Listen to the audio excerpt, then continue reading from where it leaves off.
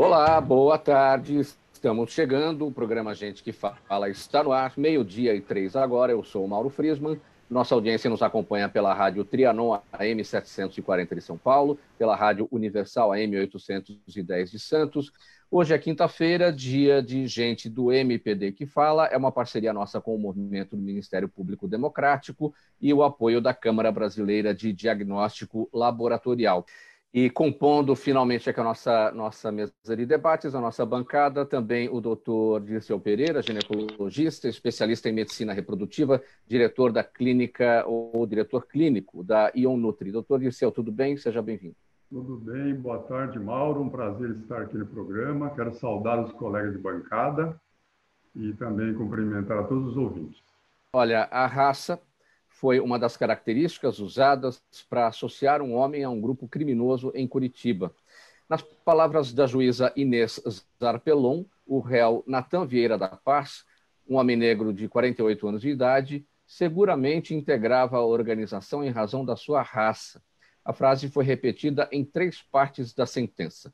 O fato ganhou repercussão com a revolta da advogada do réu, a doutora Thaíse Pozobon, que compartilhou a sentença nas redes sociais. Após o impacto deste caso, a Corregedoria do Tribunal de Justiça do Paraná informou que instaurou o procedimento administrativo para apurar os fatos. Muito bem, após essa investigação, ou a instauração desse procedimento por parte da Corregedoria do Tribunal de Justiça do Estado do Paraná, o Conselho Nacional de Justiça também vai fazer a sua investigação. Doutor Dirceu, sua impressão pessoal, na esteira do que disse o doutor Marcelo, como é que a gente estimula a consciência dos brasileiros para que se entenda que existe o racismo estrutural por aqui? Sim, é verdade. Nós temos que nos preocupar muito com isso, porque a nossa população, ela hoje, me parece que está já definida como 60%, segundo os últimos dados do IBGE, é uma população afrodescendente. Então, nós já somos minorias, nós que temos a pele branca, né? E nós precisamos realmente ter uma noção biológica de que não há diferença nenhuma genética entre nós, não é? Nem epigenética. Epigenética talvez porque depende muito do meio social em que você vive, depende muito das oportunidades que você tem em termos de nutrição, não é? De seu estilo de vida, mas eu acho que, fundamentalmente, nós só vamos resolver esse problema quando nós tivermos uma educação eficiente no nosso país, uma educação que olhe a criança desde a pré-escola, nos termos de alimentação, de dar uma nutrição adequada para que ela possa desenvolver, inclusive, a sua capacidade neuronal. E se nós fizermos um programa político dessa forma, não é? Tivermos vontade política de estimular a nossa educação, nós daremos oportunidades iguais. E nós vamos, então, verificar que a meritocracia é mais importante, porque a gente vê, dentro da população afrodescendente, pessoas brilhantes, pessoas que atingiram o ápice, o apogeu nas suas profissões, não é? De modo que nós precisaríamos, como disse o Marcelo Issa, que eu gostei muito da sua consideração, nós precisamos realmente integrarmos, né? Nos integrarmos, porque enquanto não acontecer isso, nós vamos ter essa pecha, que eu chamo, de sermos racistas, não é? E essa palavra racista em desconstrução, eu achei excelente, porque, na verdade, nós temos atavicamente já esse, digamos assim, esse comportamento de julgar logo à primeira vista, não é? Mas depois nós temos que apreciar realmente o que a pessoa é, o que ele pode contribuir para a sociedade e ter em conta que essas pessoas muitas vezes não tiveram oportunidades, não é? De se integrar melhor à nossa sociedade. Muito bem analisado esse nosso tema. Vamos passar aqui para o próximo. O Banco Central recebeu com preocupação a informação de que algumas cédulas de R$200 já estariam circulando em Madureira, no Rio de Janeiro, já que a nova nota só será lançada no final deste mês e ainda não há sequer uma definição da sua estampa, exceto pela escolha do lobo-guará. Em 2016, preocupado com os golpes contra estrangeiros durante os Jogos Olímpicos aqui no Brasil, o Banco Central lançou um aplicativo que permite verificar a autenticidade de cédulas, mas a ferramenta ainda é pouco utilizada. Olha, pessoal, esse aplicativo chama-se Dinheiro Brasileiro e quando a gente entra nele tem uma informação que diz o seguinte: este app, né, não analisa a autenticidade da cédula, ajuda apenas a identificar e conhecer os itens de segurança. Bom, começando lá pela questão da nota de R$ 200, que estaria já em circulação. Na semana passada, a gente debateu aqui no programa A Gente Fala, em que a chegada da cédula de R$ 200 poderia trazer em relação ao avanço da corrupção. Agora a gente já está falando sobre aqueles desavisados que podem pegar cédulas de R$ 200 falsas, porque justamente são desavisados e sequer sabem que ela foi lançada, né? Quero saber do doutor Dirceu, bem rapidamente, para a gente avançar nos temas. Doutor Dirceu, o que o senhor vai fazer com a sua primeira nota de R$ 200? Vai comprar o quê? Vamos quebrar o gelo da seriedade da conversa. Bom, em primeiro lugar, eu espero não ter contato. Espero não ter contato com essa nota, porque eu acho que foi realmente uma escolha bastante infeliz, eu acho, na contramão mesmo, né? Porque o Brasil parece que tem essa propensão de andar na contramão, desculpe dizer. Quando os países estão numa direção, parece que nós estamos noutra, né? Sempre aquela vontade de estar na contracorrente. Como falou muito bem o Marcelo Issa, isso poderá beneficiar realmente as pessoas que não usam transação digital, que serve muito bem para rastreio, são muito mais fáceis, né, de você fazer. Você otimiza o seu tempo, não tem que ir ao banco para buscar dinheiro, ou levar dinheiro, de modo que, se a gente pensar que isso não vai beneficiar a população, mesmo esses que estão longínquos, né, em lugares assim inatingíveis até, eles não vão ter contato com R$ 200. R$ 200 para eles significa, talvez, o que eles ganhariam em 15 dias, ou 30 dias, talvez. É verdade. É uma coisa muito, muito assim, fora da realidade.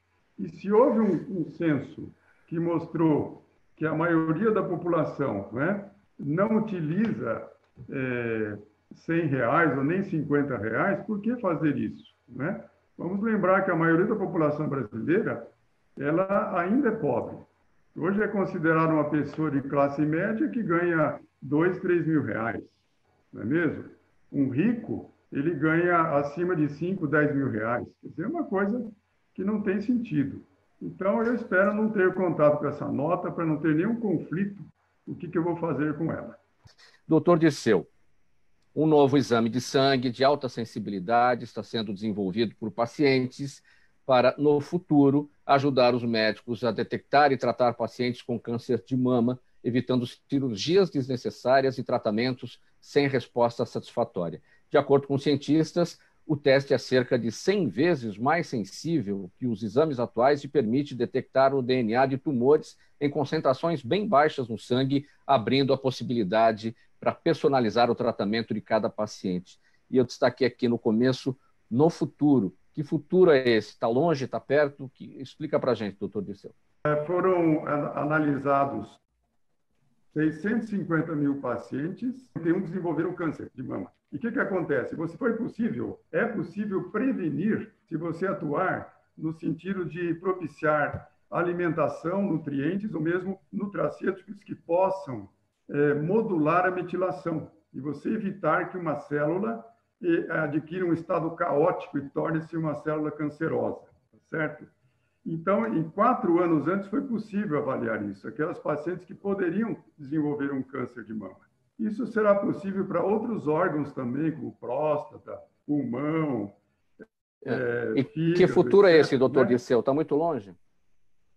Não, esse futuro, ele agora vai depender de alguns estudos a mais que serão feitos, porque esse estudo foi retrospectivo. Então, serão feitos estudos agora com um número maior de pacientes que serão prospectivos, mais em tempo real. você vai fazer um estudo mostrando que realmente essa técnica poderá atingir uma sensibilidade de uns 90% de você detectar isso. Será um grande avanço, porque nós vamos nos antecipar e mudar a vida da pessoa em termos de estilo de vida.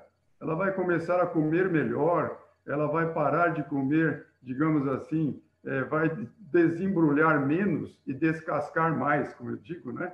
Você tem que descascar mais frutas e desembrulhar menos alimentos em prateleira, alimentos que são industrializados, que nós sabemos que são alimentos que não são adequados e nem saudáveis para nós, né? Então, isso vai ser muito importante, é a medicina que nós vamos viver daqui para frente, né? Uma medicina de antecipação, uma medicina de precisão. Nós vamos antecipar um problema, aí vai depender da escolha de cada pessoa. Se ela quiser caminhar inexoravelmente para esse destino, é uma escolha dela, mas ela tem chance de modificar. E a epigenética nos mostra isso. Doutor Dirceu, pergunta aqui da Fernanda, do bairro de Perdizes, bem objetivamente, a gente já está com o tempo em cima, ela quer saber o que são os testes de nutrimetabolômica feitos pela Ionutri, da qual o senhor é diretor clínico. A gente já falou aqui sobre nutrimetabolômica, mas é bom sempre trocar em miúdos do que se trata, por favor. Nós vamos realizar testes que vão identificar alguns transtornos, alguns desequilíbrios metabólicos que são advindos de uma nutrição inadequada, de um estilo de vida inadequado, de problemas do meio ambiente e também relacionados com o microbioma intestinal, que é uma população que nós temos no intestino, né, no trato gastrointestinal, de 1 trilhão de bactérias. Quer dizer, nós temos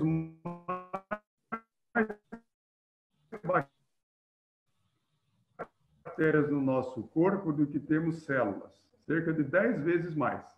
E essas bactérias, elas interagem continuamente com nós, vamos colocar logo já para serem utilizados, eles vão se basear nisso, você identificar com precocidade, com precisão, transtornos, desequilíbrios que nós podemos corrigir com uma alimentação adequada, né? com correções também do meio ambiente e um tratamento especial para o intestino, que nós consideramos hoje uma raiz de uma árvore, como se fosse a raiz de uma árvore, porque toda a nossa nutrição, ela depende dessa raiz. Quero agradecer a presença de todos, em nome da equipe do programa Gente que Fala, nessa edição do Gente do MPD que Fala, todas as quintas-feiras. É uma parceria nossa com o movimento do Ministério Público Democrático e o apoio da Câmara Brasileira de Diagnóstico Laboratorial.